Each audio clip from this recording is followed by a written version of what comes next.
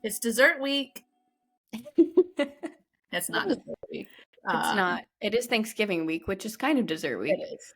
This is our own version of Great British Bake Off, if you all are familiar with. But hopefully better than the technical challenge that week, because woof.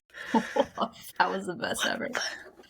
But yeah, I have to first apologize for a couple things. One, if you're watching our YouTube version, my very poor lighting. So I'm at our parents' house, and apparently all of the lighting in this house is beige. Correct. And so I'm using a spotlight lamp that my mother used in her college dorm. Oh my gosh. Many decades ago.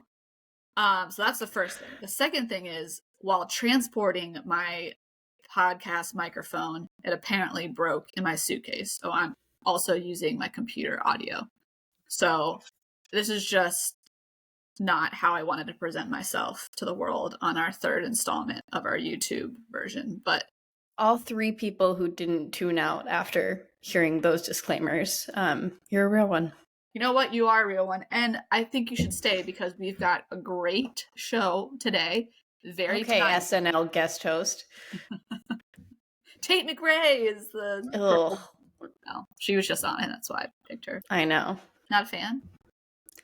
I don't like the comparisons to Britney. Like, please don't be disrespectful. That has been happening. It's just not the case. Yes, anyone who can sing and dance apparently is Britney these days. But yes, you look lovely. Happy Thank you. Thanksgiving week. I realized before I logged on that I'm giving, in the past we've talked to Jenna Lyons perhaps. Today, yes, a little less reputable. I'm giving Elizabeth Holmes of Theranos scandal fame with my black turtleneck and my lipstick. I see it now, actually. Yeah, it's not... Yeah, an evil tough. Genius. Speaking of her, because she's currently incarcerated with Jen Shaw of It's like my dream prison scenario. Yeah. I read that, and I don't know if this is true or not, I read that Jen Shaw is going to be videoing in for the reunion. I also saw that. I don't know what kind of prison she's in that they're like, let's get you zoomed in for the Real Housewives reunion, but as long as it's true, please, thank you. Yeah. Would love. So stay tuned on that if it's true. I did. I also saw when in the poster article I saw about that, like a picture of her in the prison yard. She looked glammed up. Yeah, you think she was going there not to be glammed up? She'll find No, not for the show. Just like a picture they had of her in jail. Oh, I know. Oh, okay. Yeah. If there's one thing I know about Jen Shaw, that's it. I didn't know you could get glam in prison.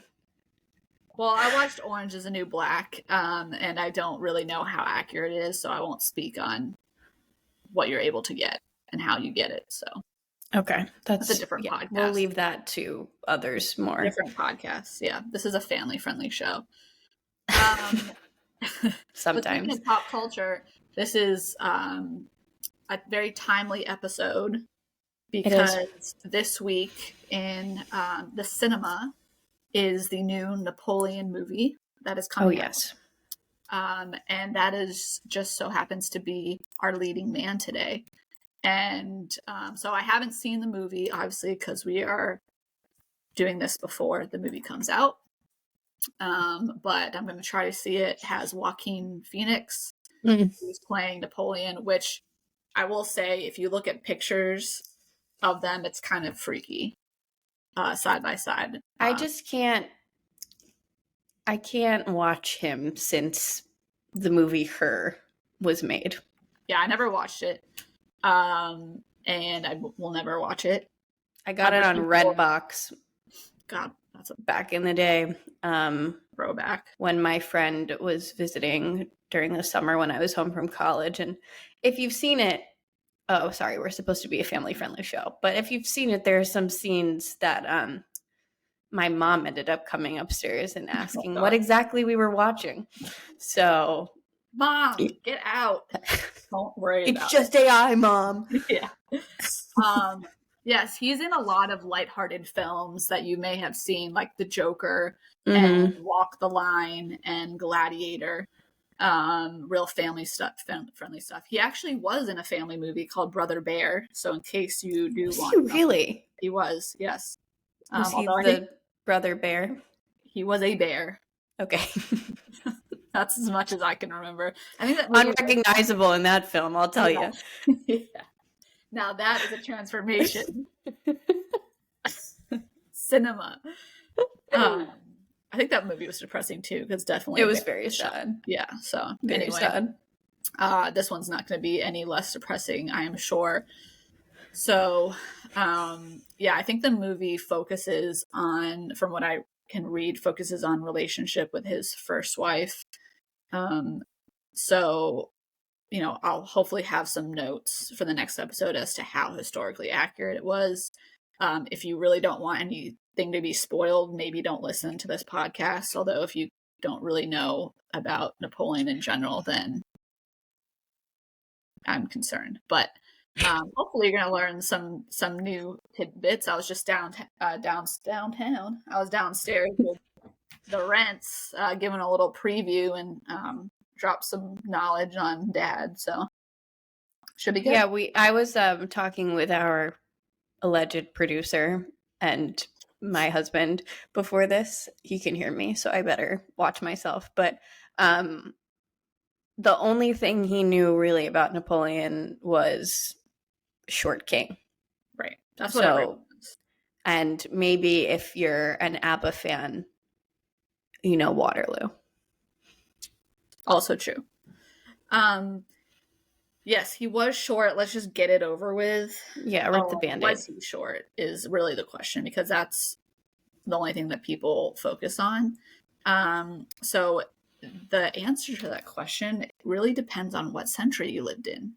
So if you live in the year 2023 or the year 3000, like the Jonas Brothers, he was short. He was 5'6". So a lot of my friends who are single would be swiping left on the dating apps, unfortunately. And they would miss their Michael J. Fox. So that's on them, babes. If you lived in the 1700s, he was above average height, because the average height during his time was 5'5". So okay, that is kind of just something that has been emphasized throughout the centuries. So yeah, why is that such a defining feature of him if at the time he wasn't considered short? I think because people met my ex-boyfriend who was also short and narcissistic, and I think that I just had to put that in there, that ex-boyfriend was also a man who showed great promise in his career and ended up being a royal jerk. So that's why we've considered him small for generations. Okay, that makes so much sense. Thank you. To answer all of your questions, we can stop. There are people trying to learn. I don't know why. I mean, I'm not going to give away, because I want you to talk about kind of like the definition of a narcissist compared to how people throw out the word about people that they don't like. So I think that, plus it's not that he wasn't a giant. I mean, for his time, he was, again, average, but he carried himself as if he were 7 feet tall. I see. With his confidence and his ego, if you want to say it that way. So it just became a very easy way to describe people who were kind of reaching above their station. Got it. Okay. Yeah. So yeah, that's what we're going to talk about today. We're going to talk about Napoleon, and hopefully we'll talk about some things you don't know. And I'm really excited again for Riley's part. So, aren't we all? Exactly. Is there anything else we need to cover before we jump in to anything else left unsaid? I think we're good for now. I'm sure things will arise and we can address them as they come. Okay. Yeah. Great. Well, I can't stop looking at myself, not in a good way. Unfortunately, we're wearing Halloween colors. Orange sweatshirt. Yeah. I look like I'm being interrogated by the police, with the spotlight on my face and the orange. You didn't have to use the spotlight. When I tell you that there is one lamp at this entire house, I'm not exaggerating, because it's also sitting on the table and it's also on. And it's also Mom likes a good mood light. The mood right now is I'm pissed, but that's fine. This isn't about me and what I look like on YouTube or anywhere else. Yeah, we'll talk about narcissism later. Why don't you just on the task at hand?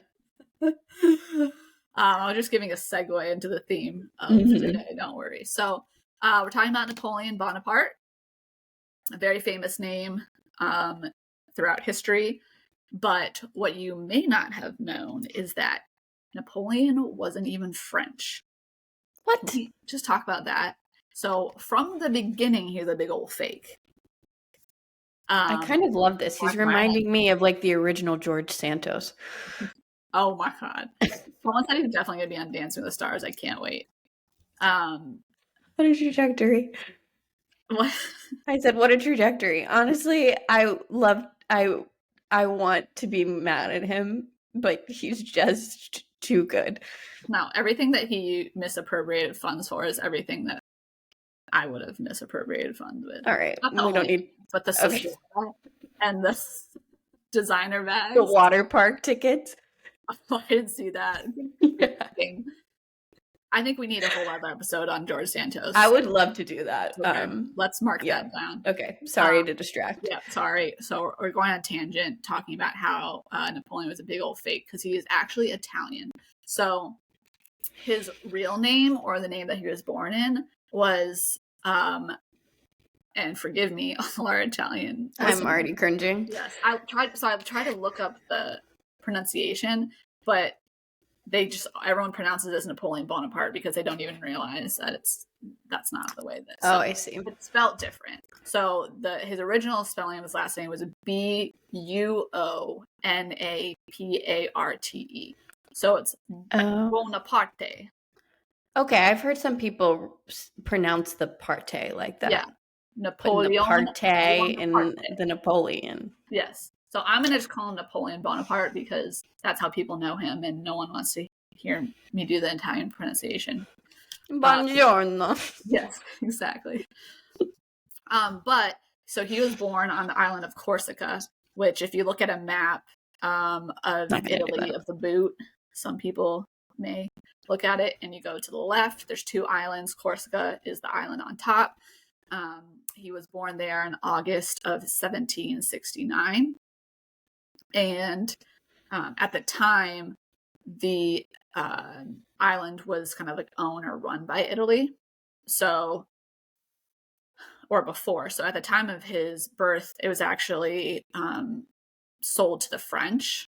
So that's kind of where like the French history comes in, because right around the time that he was born, it did actually become a French territory. But the people on the island and the culture and the language was not French. And as you know, like, it takes centuries for that. So he didn't speak French at all. He spoke the Corsican language, which was closer to Italian.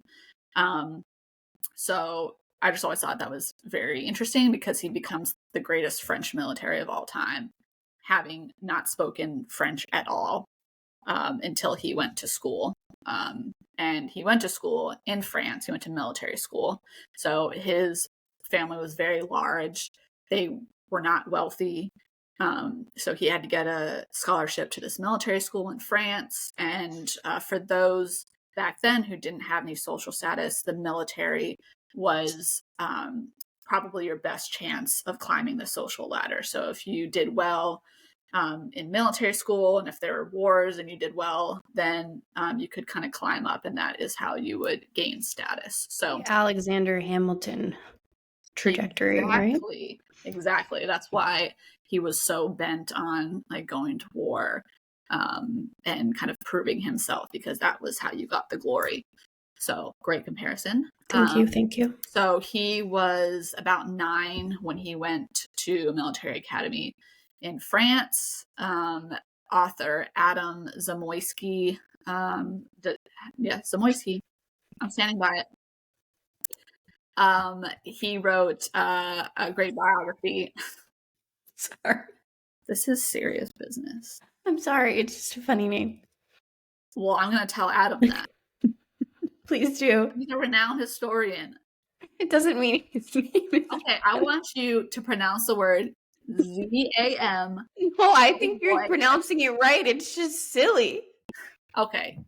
This guy, Adam, wrote a book about Napoleon and wrote specifically about Napoleon's classmates, that they found him to be uncommunicative, fond of solitude, capricious, arrogant, extremely self-centered, and had a good deal of ambition. So, same. But anyway, he wasn't well liked at this point. Didn't have a lot of friends. He wasn't homecoming king. But he did remain there until he was 16.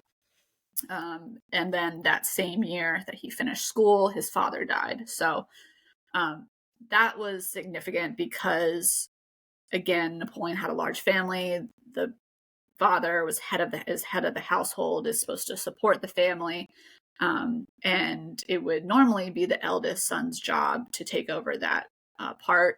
Napoleon was not the oldest son, but he decides that he's going to take on the role anyway and kind of put the care of his family and their name on his shoulders. So the kind of good news, bad news about this time for anyone who was in the military was that France was about to descend into revolution. So it meant bad news. There's going to be a lot of violence and bloodshed, but good news in that there's going to be a lot of opportunity for advancement through wars, not just within France, but with their European neighbors. So as you can appreciate, the history behind the French Revolution and the complexity that goes into it is just like, it'll bend the brain. And truly, I don't think anyone wants to hear me talk about it. I don't want to hear me talk about it. Riley, do you want to hear me talk about all of the layers of... No? Okay, great. No, I do want to rewatch Les Mis and pretend that that's what happened, however. Well, I was going to say, there's a few ways you can learn about the French Revolution. You can read Adam's book, which was 700 pages, or you can watch Les Mis, like Riley did. Or it's not really historically accurate, but I didn't say there were 3 good ways to learn. Oh, okay. 3 ways. Got it. Because the third way is probably the worst option, and that was me giving about a 60-second overview. So great. Yeah. But I got to set the scene as to how Napoleon made his rise and what was happening within France. So if you aren't familiar around this time, so we're in like 1789. Well, you should be familiar if you're in America or know American history. We had the revolution in 1770s and pushing back against the monarchy. So we were not the only country with England having these kind of sentiments. And the same sentiments were happening in France. They had a monarch at this time. They had Louis XVI. He was king. His wife was Marie Antoinette. So she's a very famous historical figure, was not very popular with the people. There's some great movies on her. Definitely encourage you to learn about her. But the French people were not happy with the monarchy. They get together, a group of nobility, clergy, commoners. They get together. They decide that they are going to kind of declare themselves as a political body. revolutionary men stormed the Bastille. Bastille Day. Yeah, Bastille Day. Not the band, in case you remember them from that one song, Pompeii. I think they had another one. They had another hit. Yeah. The one about wanting them to be happier. I want you to be happier. Oh, yes. That song? It was so I good. remember that because Mom somehow saw the music video, probably on the Today Show, and it was about like having his dog put down, and she cried about it for so long. Yeah. So big things from Bastille. Yeah, 2 hits. And I'm assuming that's what they're named after. But anyway, so they stormed the Bastille, which was a prison and armory. So they're, taking the guns and the weapons and releasing the prisoners. At this same time, France is declaring war against Austria. Bonaparte is now in the military. He's winning some important battles, so he's moving up the ranks. And then in 1792, the monarchy is abolished in France. Louis XVI and his wife Marie Antoinette are killed, put to death. And a man named Maximilien Robespierre takes control of the government in France. So another big name. And Napoleon was kind of seen as an ally of Robespierre.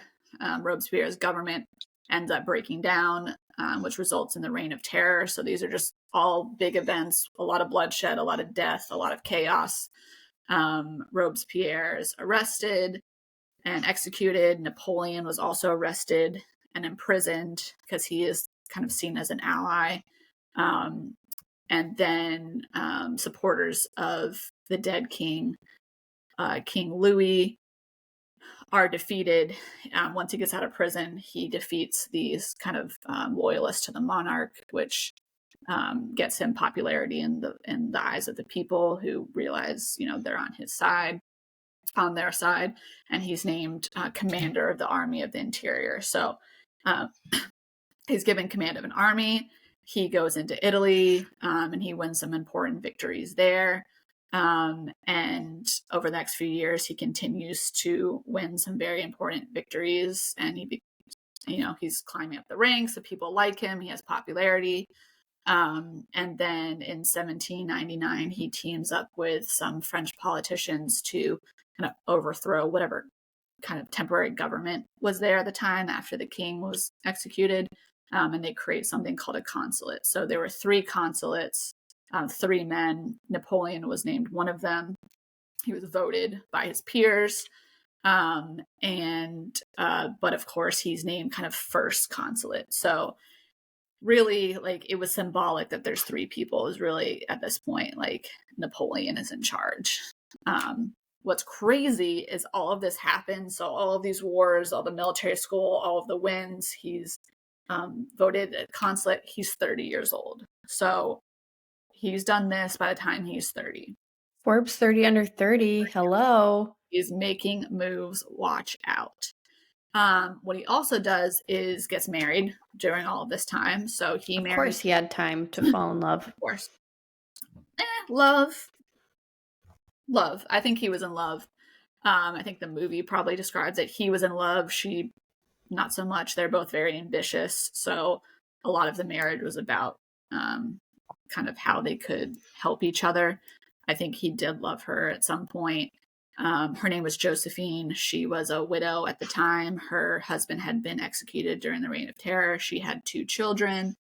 And it was definitely, for her, a socially ambitious marriage. And so during this time, again, Napoleon is granted title of first consul. He has the power. He decides him and Josephine are going to move into King Louis's former palace. So he's clearly not being shy about the fact that he's got the power. He wants the power. But it's not good enough for him. So being part of this kind of tribune, is that right? Triumvirate, 3 people. Is that the right word? I don't know. He's part of 3 people, but he's definitely the one with the most power. He's living in the king's palace, but he wants more. So we got a successful general who came from nothing. People love him. He's got the wins. He's got the influence. But why does that make him a candidate for this podcast? So, we've already heard a little bit about how his peers when he was in school didn't love him. He wasn't like the most socially cognizant person, didn't give you the warm and fuzzies, but that doesn't make him necessarily crazy. We don't use that word, right. But so why are we here? Why are we talking about Napoleon? Oh, this isn't rhetorical. You want me to? No, I want you to tell us why we're talking about Napoleon today. We are talking about Napoleon because, as you mentioned, this idea of him being short in stature, maybe starting from the bottom and really living in this elevated space has spawned a huge idea called the Napoleon complex that I think we've all heard about. So let's talk about that. What is it? What does it mean in psychological terms? Is there any science to really back this up, right? So the Napoleon complex that we typically think about is a pattern of behavior. That's kind of like what the complex is. So it's thought to be aggressive and superior behaviors when someone is trying to compensate for a limitation. So in Napoleon's case, either his height or the fact that he did not come from a wealthy or important family. And I think if we could pause, I think over history, it's become the height thing. Yes. That's become the narrative because, again, for our times, he was shorter. But I think it's definitely makes more sense that he knew that he, like you said, he was there in school on a scholarship. He had to prove himself at every part of his journey. Right. And was probably at the same time wanting people to forget where he came from, like the fact that he wasn't even French to begin with. And so, yeah, he's an outsider and he wants to fit in. Mm-hmm. So to go a little bit deeper, I think I've heard people more and more throwing around the term complex, like they have a whatever complex. Mm-hmm. So I just wanted to give like an official definition so that we can make more sense of it, make sure we're on the same page. So the American Psychological Association describes it as, quote, a group or system of related ideas or impulses that have a common emotional tone and exert a strong but usually unconscious influence on the individual's attitudes and behavior. So that's what it really means when someone has a complex. This like group of ideas and patterns in your behavior that are almost unconsciously dictating your decisions and your feelings towards situations. And it doesn't necessarily mean that there is a mental illness or a psychiatric condition. Complex is more of like an abstract term in the psychology sphere.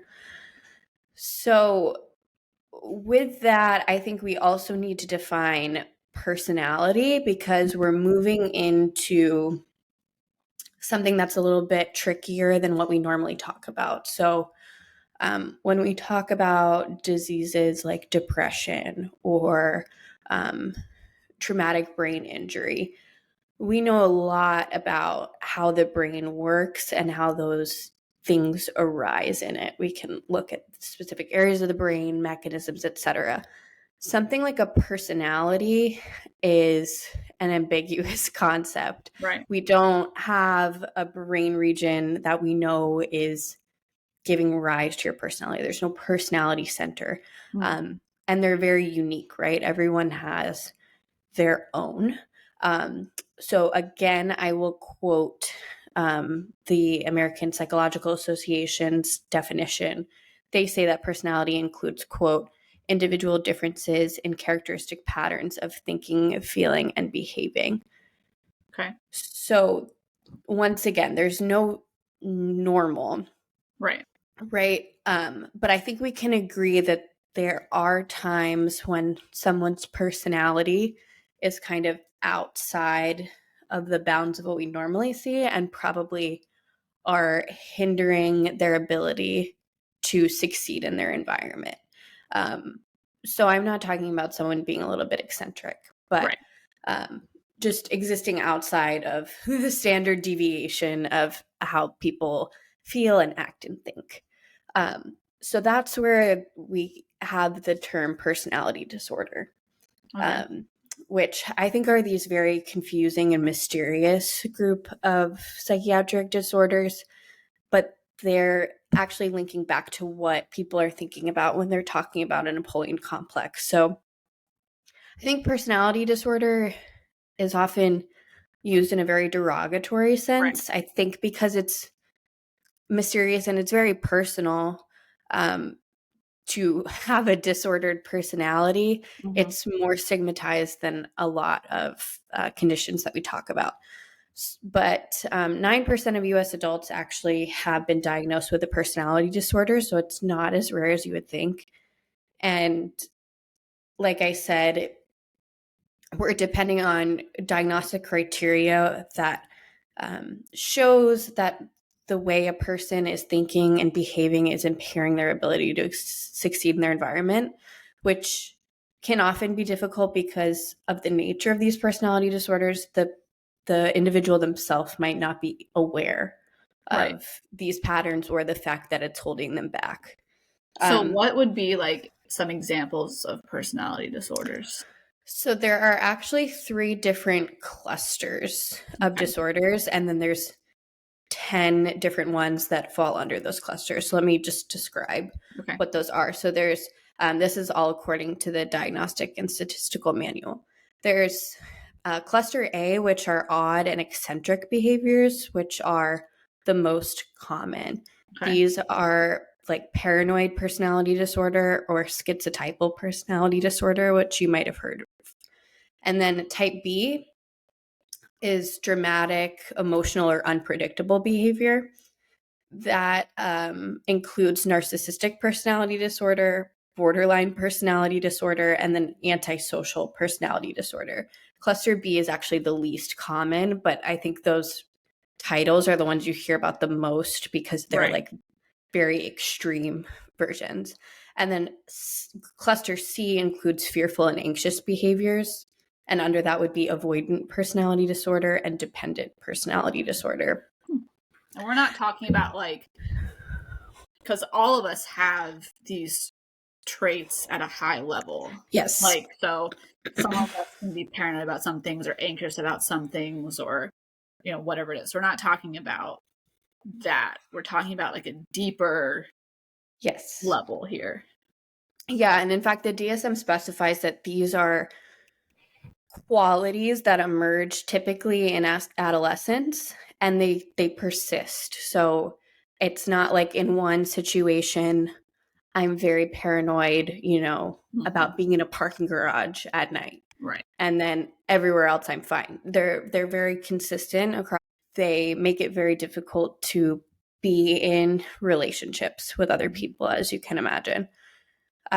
Friendships, not just romantic. To any family relationships, the whole 9 yards. So thinking about Napoleon complex, did any of those disorders that I named stand out as the one you think Napoleon complex is usually associated with? Class B. Class B, exactly. Yep, the narcissistic personality disorder. So when people say Napoleon complex, actually a lot of times they're talking about narcissistic personality disorder. And a lot of times when they mean narcissistic personality disorder, they just mean someone who's self-absorbed. Wrong. Like, this is not what this is. It's not about having a big ego or being really into yourself. This is a different degree. So it's all characterized by an inflated sense of self. All of their patterns are, any patient with NPD, their patterns of behavior and thinking are designed to protect this view of themselves that is favorable. So it's actually like pretty fragile ego, and everything around it is designed to make sure that their self-perception is maintained. So some examples are seeking attention, exaggerating status or success, having unrealistic expectations of what other people should do for them, being hypersensitive to criticism, fixating on their achievements and ignoring kind of things that they could work on, believing that other people are jealous of them, and then considering anyone they view as a competitor a threat and someone that they're very jealous of. They also find empathy a little bit harder, and will often manipulate other people because of that. So to put this into perspective with Napoleon, I think there's a lot of things in the historical record that he did that are consistent with this. So we know that he moved into the king's palace, even though he was not a ruler, and he just acted like he was king.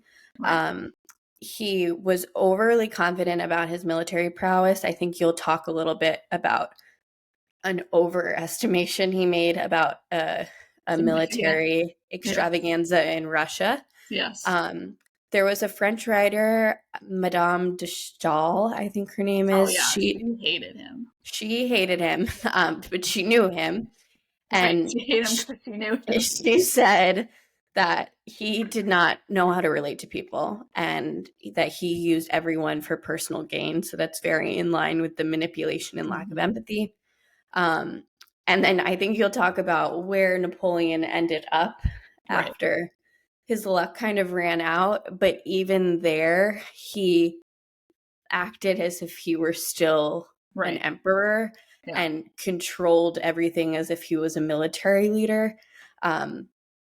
So all of this is pointing to an exaggerated sense of self and then putting himself above others, thinking he's superior in all situations. As I said, this pretty, go ahead. Sorry, this is like a pretty accepted view, like historically, because we've talked about like other monarchs or rulers who, and we'll talk about like why we're talking about Napoleon in terms of the fact that he was actually a monarch. We haven't gotten to that part, but we've talked a lot about them where we are within ourselves debating about whether there was an actual mental illness, but I think this is like pretty across the board agreed upon. Yes, and I think we'll talk about maybe the way he died, and the only controversy has been trying to link his cause of death to his behavior. I think those are mostly red herrings. Other than that, this is pretty much what people lock in on, especially because of the popularization of Napoleon complex. All right, so I didn't want to, being a neuroscientist, like the idea of just leaving it to these psychological, psychoanalytical realms was uncomfortable for me. So even though the neural basis of personality is not well defined, I did want to talk a little bit about what neuroscience research has told us about the brain of people with narcissistic personality disorder. So we're actually going to talk first about antisocial personality disorder, which is another one of the cluster B disorders, because that is actually better studied, I think, because it's more severe.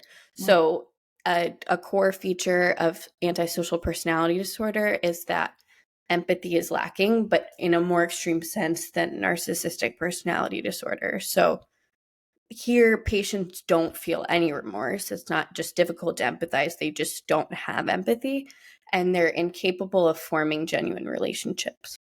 So, narcissistic personality disorder, in contrast, patients with that, they can form relationships. They can feel empathy. It's just harder for them than the average person. So antisocial personality disorder is like often what you'll hear about with like famous serial killers. Sounds like, so the classic hypothesis was that people with antisocial personality disorder they don't experience fear. And that might be what leads them to some of this behavior.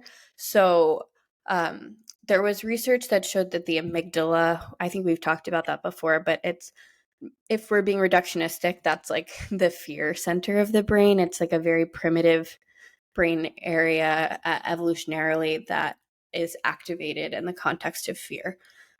So the research showed that in patients with antisocial personality disorder, there was decreased activation of the amygdala in response to things that would normally elicit fear.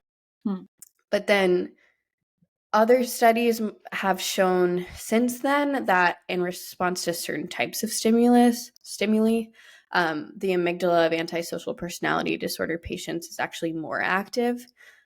So it doesn't seem like that is the actual hypothesis here. So it's been a little bit murky. Right. When you talk about narcissistic personality disorder, there's kind of there are many cognitive processes that seem to be different between normal people and then, or not normal people, but people without and people with narcissistic personality disorder. I'll talk about two of them. So the first one is their decision making. We talked about how everything that a person with narcissistic personality disorder does is to protect their sense of self. So that means that all of their decisions are oriented toward that goal. There was a study and it looked at college students who reported signs of narcissism on a survey. So these aren't narcissistic personality disorder patients, but they're higher on some measure of narcissism. Okay. And they had reduced activity compared to peers in a lot of brain regions when they were given positive feedback. So one of these regions is called the ventromedial prefrontal cortex, which is very important in decision making. There wasn't as strong of a reaction to the compliments. They need to work harder to get more affirmation, attention, and success because they're not like receiving that reward in a sense. Gotcha. So their brains aren't recognizing positive feedback. And then normally you would be able to integrate that positive feedback into your decision making. So their decision processes are a little bit altered in the sense that people with narcissistic personality disorder, they prefer immediate rewards over waiting for a larger reward because they need the affirmation. So it's really a fixation on reward because of this dampened response that's altering their decision making, which is interesting. That's very interesting. And then what about empathy? We've emphasized that a lot. So there's evidence that a brain region called the insula might be involved in narcissistic personality disorder. It's actually a very cool part of the brain. When you look at the surface of a brain, you don't see the insula. And when I had my neuroscience labs where we're actually looking at brains, you have to physically pull apart part of the brain, these two lobes in front, to see it. It's hidden under the surface, and it's involved in a lot of different things like processing sensation and motor feedback together, speech and attention. But it's also been linked to both decision making and empathy. So if you have a damaged insula, it's been shown that there's impaired decision making in gambling tasks. And people who had the insula removed or part of the insula removed in surgeries, for example, from epilepsy, so removing the affected part, they did not care when they lost something when gambling. So that's the decision-making part. And then another interesting role of the insula is that it activates when you observe other people in pain. It also helps you interpret other people's facial expressions. If you give people photos in a study and say, what is the expression here? People without a functioning insula will have a lot of trouble doing that. And there's studies of narcissistic personality disorder that have shown patients have decreased activation in their insula in response to these types of tasks. And then there was a study, the most recent one, I think in 2021, and it showed actually a difference in size. So people who scored higher on a measure of narcissism also had a lower volume of the insula. So these are just potential explanations of how the brain is working in narcissistic personality disorder. I think it's important to talk about because, like you said, that narcissism is thrown around a lot, ironically labeled for people that someone disagrees with, which is like a pretty narcissistic, dismissive thing to do. But yes, these people are extremely difficult to be in relationship with, but it is at the end of the day like a very sad and serious condition that's not well understood. We're talking about things that are going on biologically inside the brain that are causing this, not just like this guy's a jerk. Yes, well, hopefully. Not that we need kind of the neurobiological mechanism to validate that someone is experiencing something, but I think it does ironically help us have empathy for these people when we know and can understand a little better that it's not like an intentional choice. It's really like their whole perspective is different from ours, and everything is riding on them being able to see themselves in a positive light. Yeah, it's wild because, I mean, any of those classes, the A, B, and C that you went through, I can imagine that there's a lot we don't know. And there's a lot of stigmatism that those people are battling every day. 100%. Versus kind of just like the stereotypical, this person's awkward around people, they're antisocial, or, you know. Yeah, and I think that just the names kind of have built-in stigma, because to say that your whole personality is disordered is like that automatically makes someone uneasy to hear that. But hopefully by learning more about it and understanding it better, especially because I think, like you said, we hear so much about antisocial personality disorder with like famous criminals that it's like, oh, a personality disorder, like they must be a serial killer. Not the case. There are many different kinds and levels and nuances. Yeah, absolutely. Well, I think, I mean, it's fascinating to me because I think when you look across Napoleon's career and kind of how it ended up, like, you know, to get to where he was and what he achieved, you know, he was clearly different in whatever way that you want to say, good or bad. He was just different.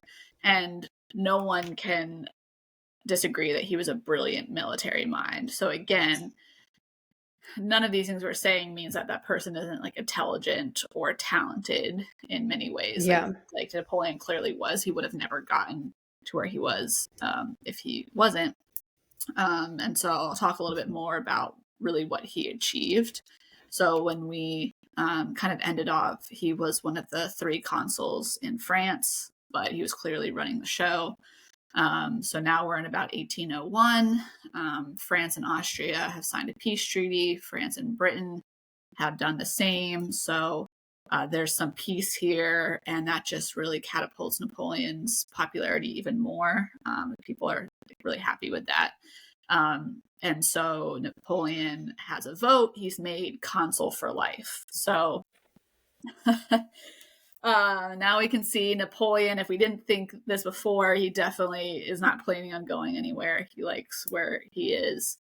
But with the more power means there's more haters. But there's no better way to boost your popularity than a failed assassination attempt. People love when someone tries to kill you. I should try this. Work. I'm not recommending anything because that would be irresponsible, but I'm just saying, find me some type of leader in history that was someone tried to kill and they survived, where people didn't love it. I mean, it's true. So that's what happened in 1804. Someone tried to assassinate Napoleon. It didn't work. The people rallied around him. They loved him. It was How did they try to kill him? The gun. Oh, okay. I didn't know if it was, sneaky poisoning. They love that too. No, they do love that.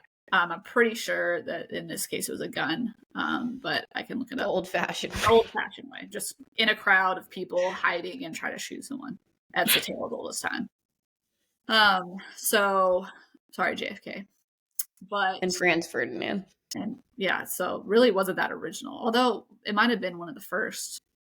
So yeah, maybe the inspiration.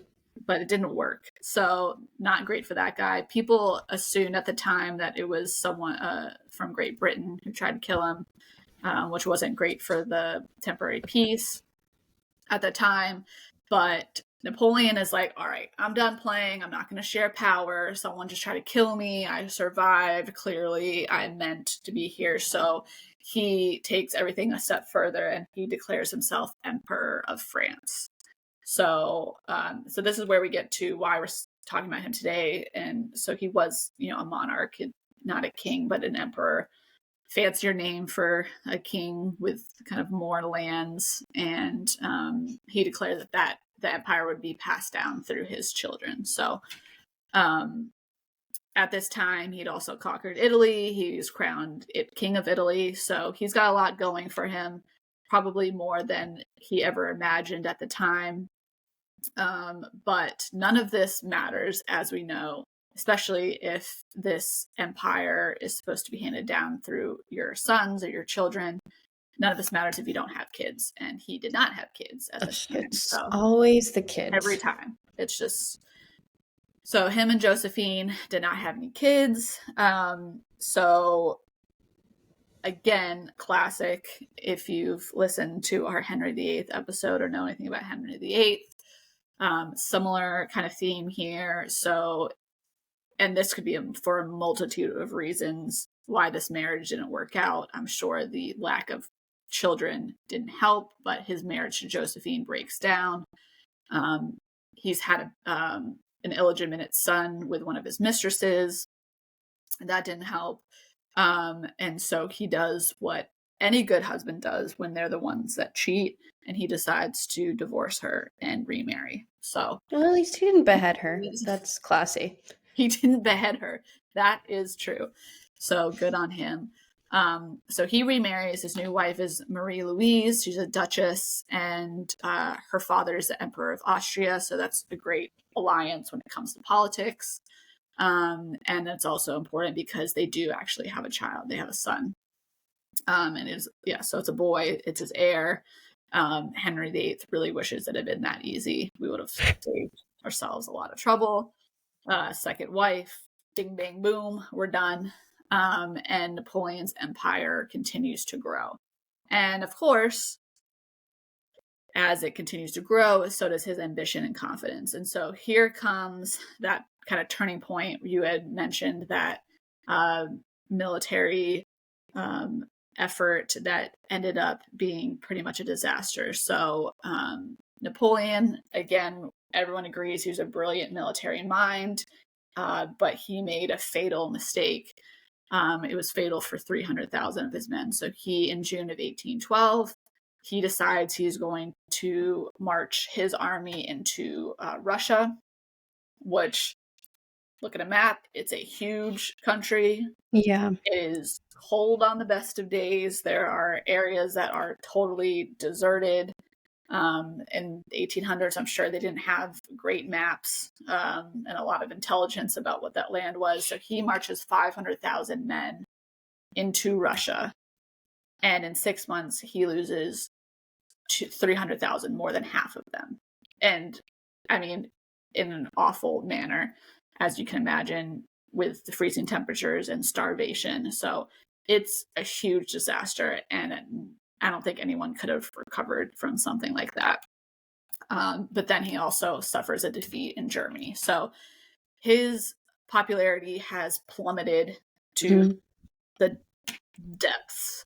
And he actually ends up abdicating in 1814. So 2 years after that defeat in Russia, he abdicates, and Louis XVI's brother, the new King Louis, is actually given the crown. So they go back to, which is interesting, they go back to the family of the monarch that they had beheaded.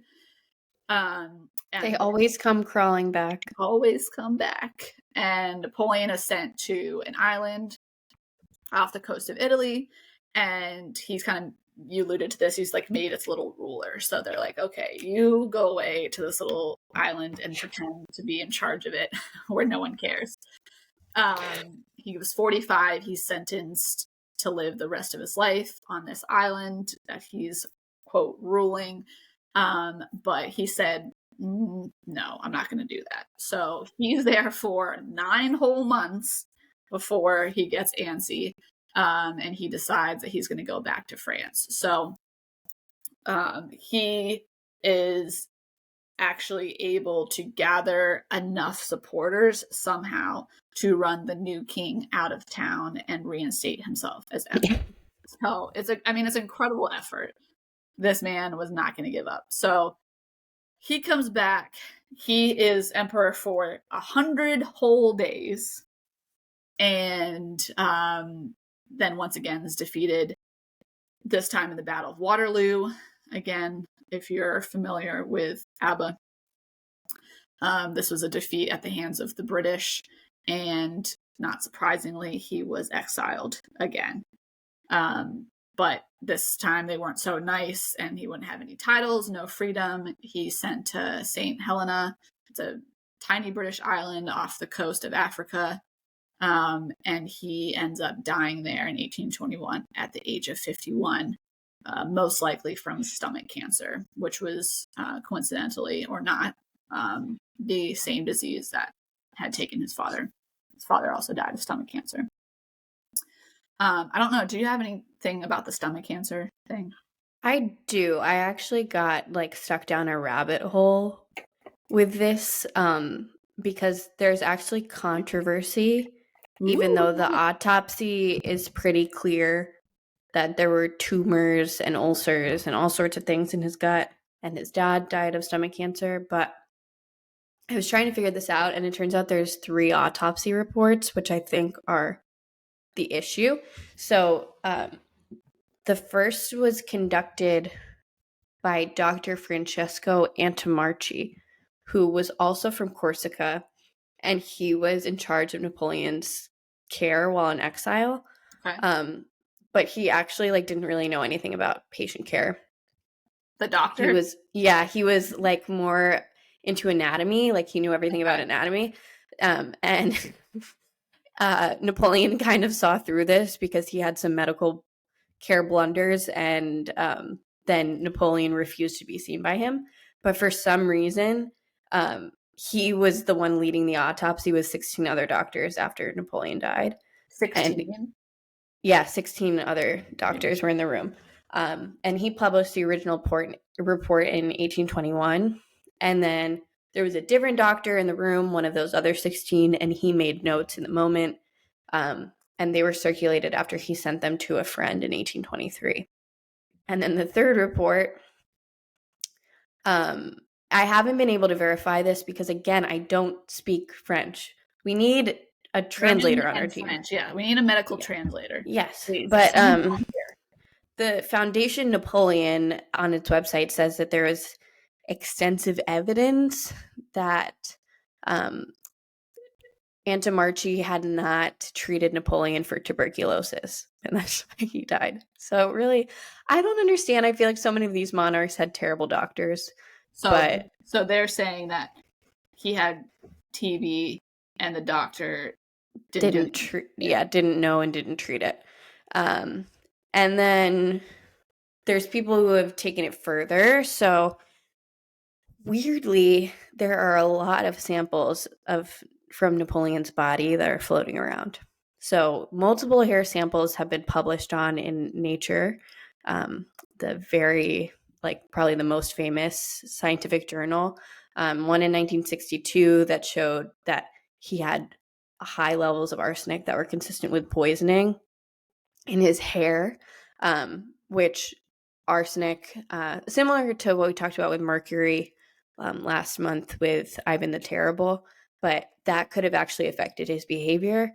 But then in 1982, a different team tested a different piece of hair with more modern techniques, and there was no elevated levels of arsenic. So I think that's false. But why are there multiple hairs of his floating around 100 years later? It's crazy.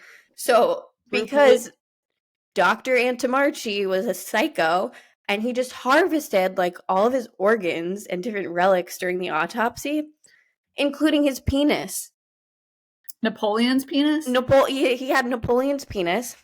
How much did that go for on the black market? My husband is yelling, "What are you talking about?" Napoleon's penis, get with it. We're talking about Napoleon's penis.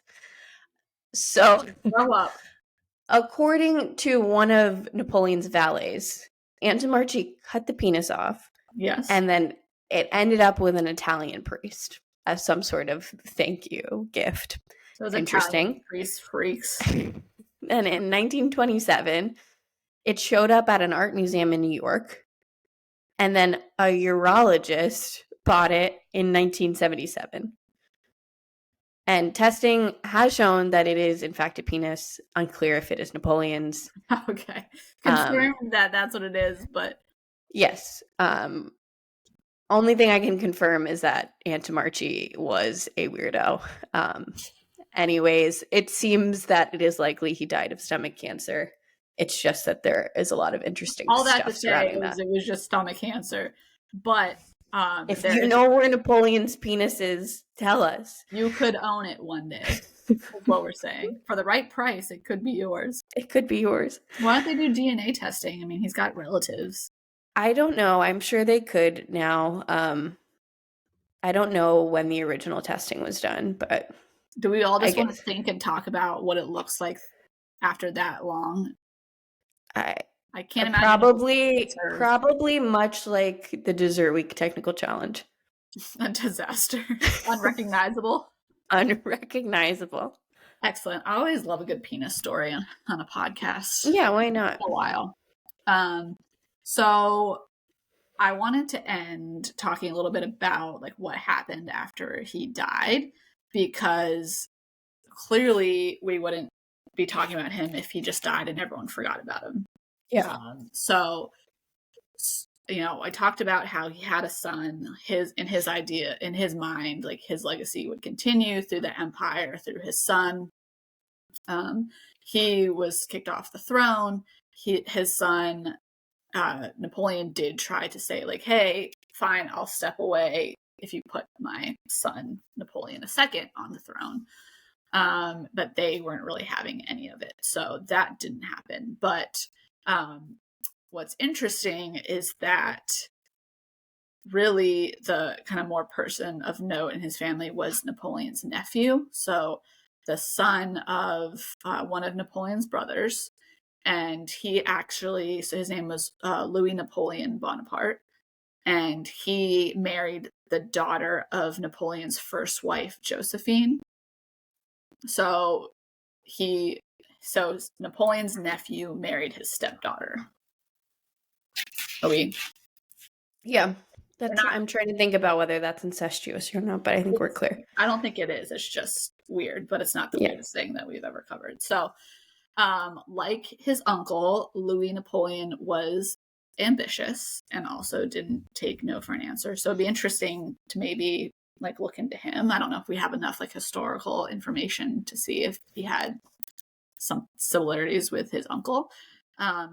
But he did try for years to gather followers in France because he also wanted power. So it didn't work. He was turned down. No one wanted to follow him. They didn't want to get involved. But then revolution broke out again in 1840s in France. So it kind of destabilizes everything. And Louis was able to kind of build on the kind of romantic memories of his father and the good years when there was peace and prosperity and they were like this very successful empire. So he was able to build on that and the family name. And he did actually get himself elected as president of France in 1848. Wow. So, but like any good Bonaparte, that was not enough. So he was eventually up for re-election and it wasn't looking good. So he decided that he was going to lead a coup, and he was crowned Emperor Napoleon III. So wow, in 1852. So he was actually Emperor of France from 1852 to 1870. So a good tenure. it was a good tenure. And again, it was the Bonaparte name and that legacy that his uncle had, been planning on.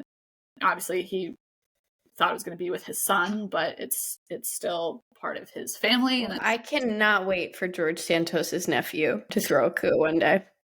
It's going to be incredible. It's going to be fabulous. That's what it's going to be. But Napoleon III was eventually kicked off the throne. He became unpopular due to foreign policy and just really like the idea of like monarchies, not a great time for it. So France went back to a republic, and Napoleon III was actually the last French monarch. So that is where it's crazy. He ended. I feel like it's more common when you think about the French Revolution to be like, oh, that was the end of the French monarchy. Like, really, honestly, if you had asked me, I would have said Napoleon was before the French Revolution. Right. So it's so interesting. I mean, it was an interesting time because, like I said, they executed this king very publicly and his wife. Then they went to kind of, I guess, a quote democracy or republic, whatever you want to call it.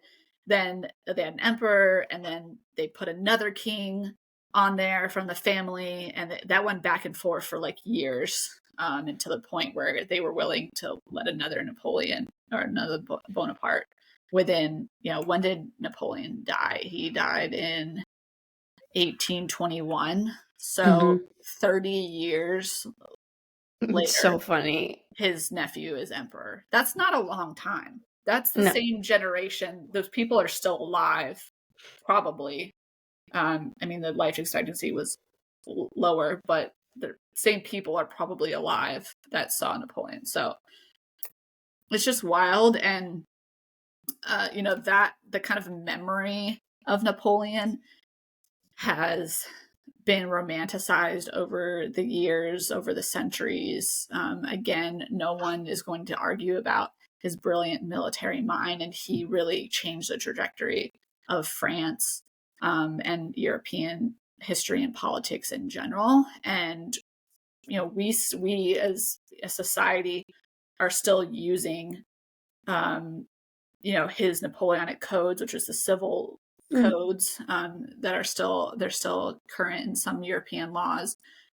Military academies and academies in general are studying his tactics, military tactics. I was just talking to Dad when he went to the War College in Rhode Island, the Naval War College. They had a class on him and how he led armies and the logistics and how he organized it. And this was, hundreds of years ago. So we're still using the kind of successful parts of him. And like within the last couple of years, the French president, Emmanuel Macron, laid flowers on Napoleon's tomb for his 200th anniversary of his death. So like he's so back. He's so back. Like he never left. So, and then we have the terms like the Napoleon complex that we're talking about. And so he really has transcended, the centuries. He's a household name. And I think that along the lines, we've kind of gotten a little bit of off track as to why he's famous with the short, and they have the big hat, the short with the big hat, like a Lord Farquaad kind of character from Shrek. But it's deeper than that. Like when we say that he was a narcissist, what does that really mean? It means there were things going on chemically and biologically with him that led him to the decisions that he made, whether they were good or bad. And, he had really significant accomplishments along the line, and we're still learning from him today. So I've heard people say, I don't know if this is, I think it's more speculative, but like the amount of modern leaders that have narcissistic personality traits. And I talked about this one time with my husband, and he was like, well, yeah, you kind of want someone who's a little bit narcissistic to be president, for example, right? Because you want someone who believes that right. they can do that job, which is almost an impossible job. Like, right. So it's not all bad, like you said. You want someone in war to lead you who truly believes that they can be victorious, that they will win, that they are the best of the best. Totally agree. So, and that's the parts where his leadership is studied, because, prior to the disaster in Russia, and maybe that's where the stuff that you talked about kind of pushed him too far and poor judgment. But prior to that, I mean, there's a reason why he was successful. But yeah, I know like Trump is a really popular one that people throw out, and we're not going to debate that, but could be a good case study. Somehow this podcast came up in one of my classes a few weeks ago. The professor asked if we had covered Trump, and someone shouted out, well, he's not king yet. So let's hope we don't have to. There's always time. A good narcissist never gives up. No. Next thing you know, he's the consul for life and then emperor. If George can do it, anyone can do it. Reach for your dreams, kids. Oh my goodness. All right. Well, as we wrap up, what are you thankful for this year? You stole my thunder. Oh. Yeah. And what's sad is I had a really good answer like 6 hours ago. And now for the life of me, I can't remember what it was. So do you want to start and I'll think about something I'm thankful for? Last episode we really went hard on Travis Kelce and Taylor Swift, but I'll say that I'm grateful that she's not dating Maddie Healy. And I'm also thankful, we talked about this the other day, but for our audience, our blog has now been viewed in 100 and how many did I say? 8, 9 countries. That is actually exactly what I meant to say. What I was thinking. Oh, okay, yeah. I don't know if you all know this, but there's only 185 countries. Yes. So we've almost conquered them all. We're Napoleon, kind of like take that. Emperors of podcasts and blogs. Yeah. Is what we're saying here. So I'm grateful for our influence and reach and power. I'm so grateful for this globe. And you're welcome. I'm not thankful. Everyone who's listening should be thankful. Is what I'm sure that we are going to come up at the Thanksgiving table this year. Don't you worry. Yes. But seriously, thank you for listening and watching and reading. And we're blessed to do this. Blessed indeed. Well, I hope you have a great Turkey Day. I hope you have a better Turkey Day, and that the beige lighting does not ruin the meal for you. Well, we're going to have to figure it out because hopefully our next podcast will be in person. It's our annual Christmas in-person recording. So I'm going to have to buy some lamps and apparently a new microphone. So I guess I know what to ask for Christmas. Perfect. Put that on the wish list. Well, we might have a little bonus something coming up before then. I'm going to find out what it is when you are. You already know what it is. Oh. You might not have realized that it needs to be done before we're in person, but So. Well, happy Thanksgiving, everyone. happy everything. Wow. Especially to George Santos. Happy George Santos Day.